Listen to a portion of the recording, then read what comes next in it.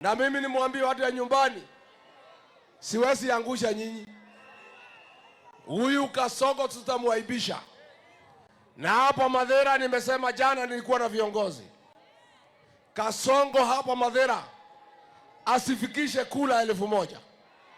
Si ndio? Hata agent akose. Ukiambiwa kusimamia kura ya Kasongo unakataa. Tumekubaliana? Watu wetu tulipata shida kwa kwenda harusi na gari ya mtu mwingine. Kufika mtoni tukaambiwa tushuke.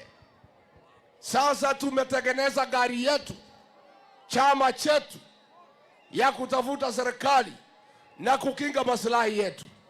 Chama yetu ya DCP.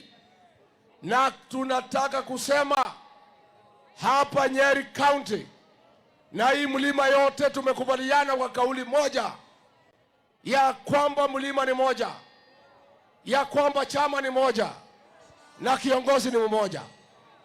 Mmekubaliana na mimi? Na tumesema hapa Nyeri gavana atakuwa wa chama gani? Senator atakuwa wa chama gani? Mama county, mbunge, MCA. Tumekubaliana tutakuwa na free and fair nomination mwezi wa 3, ndio muweze kuchagua wale viongozi mnapenda.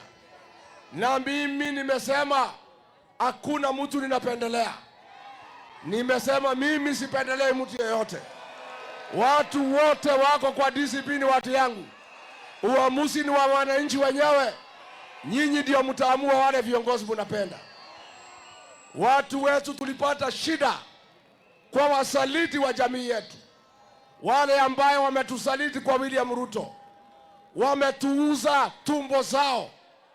Walipitisha finance bill ya 2024 ya kuumiza wananchi.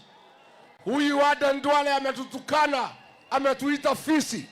Wale wasaliti wako na Kasongo. Ndio hii maneno yetu ikae mzuri. Naomba watu ya Nyeri County, tukifukuza Kasongo, wasaliti wote wa jamii waende nyumbani pamoja. Musaliti mkuu katika hii Nyeri County ni hii kijana aliolewa Murang'a, ni musaliti wa jamii yetu. Ni musaliti, si musaliti? Wamombi aende asiende? Ni one term, si one term? Wangapi wanasema Wamombi aende, Wamombi aende, Wamombi aende? Harambee! Musaliti wa pili anatoka hapa Madera, anaitwa seneta wa Matinga, musaliti wa jamii yetu. Wa Matinga aende asiende? Aende asiende? Wangapi wanasema wa Matinga aende, wa Matinga aende? Musaliti wa tatu ni yule mama anasema kazi yake ni kukamua.